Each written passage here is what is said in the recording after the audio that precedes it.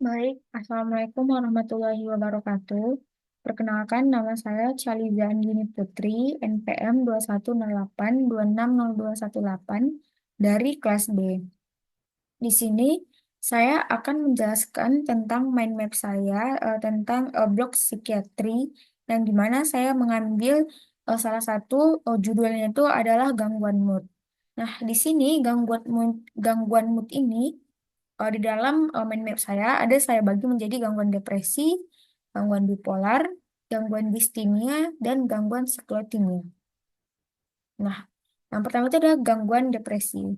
Di mana gangguan depresi ini adalah gangguan suasana hati atau mood yang dapat mempengaruhi pola pikir, perasaan, dan aktivitas sehari-hari yang paling sedikit sudah terjadi secara berturut-turut ini selama 2 minggu. Nah, terus untuk etiologinya, dia itu ada faktor genetik, ada faktor biologis, dan ada faktor psikososial. Sedangkan untuk hipotesis depresi, dia itu ada dari peran neurotransmitter. Contoh dari neurotransmitternya itu ada serotonin, ada norepinefrin, ada asetilkolin, dan dopamin. Yang dimana di sini kadarnya itu yang abnormal. Nah, terus untuk gambaran klinisnya itu ada gejala utama dan ada gejala tambahan. Nah, yang pertama itu ada gambaran klinis depresi. Dia itu bisa kita singkat menjadi 3 CAPS. Yang dimana S-nya itu sleep, I-nya itu interest, G-nya itu guilty, E-nya itu energi, C-nya itu konsentrasi, A-nya itu appetite, dan P-nya itu psikomotor retardasi, dan S-nya itu suicide. Suicide. Nah, untuk gejala utamanya, dia itu adanya merasa hilang minat.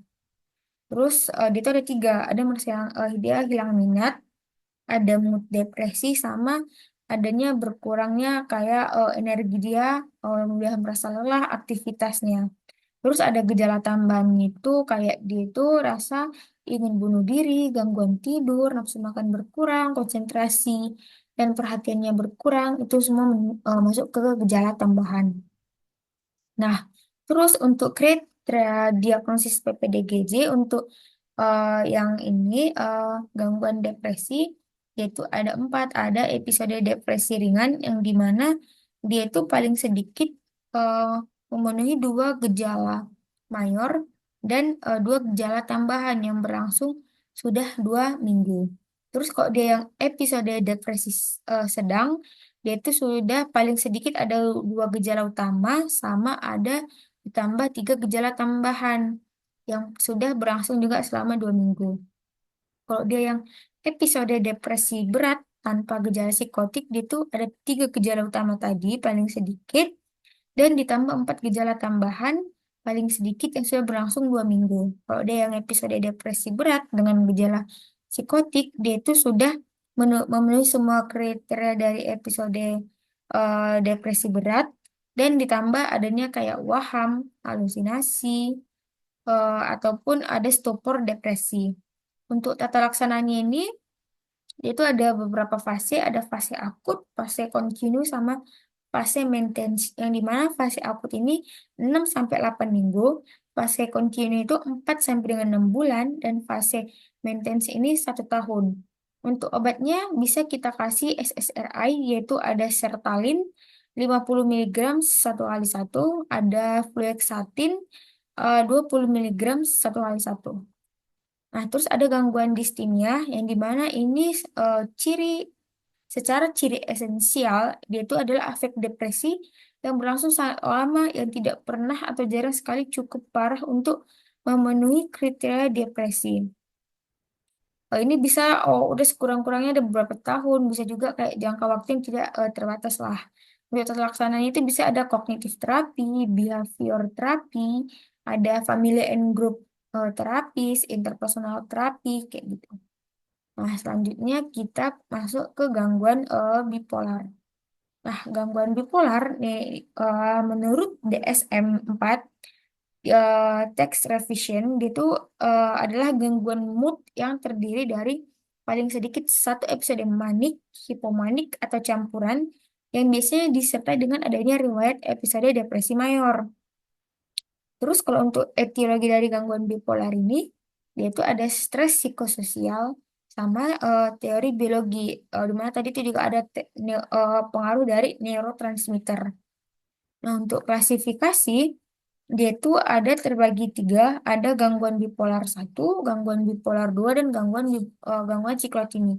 Yang dimana gangguan bipolar satu, dia ini ditandai oleh salah satu atau lebih episode manik atau campuran yang biasanya disertai oleh episode depresi mayor. Dia itu berarti ada satu atau lebih episode manik atau yang campuran disertai sama depresi mayor. Nah, kalau dia yang gangguan bipolar 2, dia itu gambaran utamanya itu ditandai oleh terjadinya satu atau lebih episode depresi mayor yang disertai paling sedikit satu atau episode hipomanik. Nah, kalau dia yang gangguan siklotimik, dia itu ditandai paling sedikit 2 tahun dari jumlah periode gejala manik yang tidak memenuhi kriteria episode manik dan sejumlah gejala depresif yang tidak memenuhi kriteria gangguan depresi. Untuk gambaran klinisnya itu, dia itu bisa kita singkat menjadi DICFAS yang dimana D itu distract, mudah ke distract, I-nya itu insomnia, susah tidur, G-nya itu grandiosity, merasa besar, merasa keren, merasa pokoknya dia merasa besar, merasa paling oke. Terus ada flag of idea di mana kayak dia tuh mempunyai ide, kita nanya satu, dia menjawabnya beribu pertanyaan, beribu jawaban. Terus ada activities, dia banyak gerak. Terus ada speech juga, dia banyak berbicara. Sama ada talklessness di mana dia tuh melakukan pekerjaan itu tanpa berpikir. Jadi sehingga pekerjaannya itu tidak ada yang selesai satupun. Nah, untuk kriteria diagnosis PPDGJ itu dia itu ada terbagi menjadi 5. Ada yang gangguan afektif bipolar episode kini hipomanik, ada gangguan afektif bipolar episode kini manik tanpa gejala psikotik, ada gangguan afektif bipolar episode kini manik dengan gejala psikotik, ada gangguan afektif bipolar episode kini depresif berat tanpa gejala psikotik, sama ada gangguan afektif bipolar episode kini depresi berat dengan gejala psikotik. Sedangkan untuk tata laksananya ini, dia itu juga ada 3 fase seperti yang tadi, eh, seperti fase depresi. Yang pertama itu ada fase akut. Untuk fase pengobatannya itu dia itu 3 sampai dengan 8 minggu. Ada fase kontinu 2 sampai dengan 6 bulan dan ada fase maintenance yaitu 1 tahun. Untuk obatnya itu bisa kita kasih sodium divalproat 250 mg 3 kali 1 dan litium 300 mg 1 kali 1.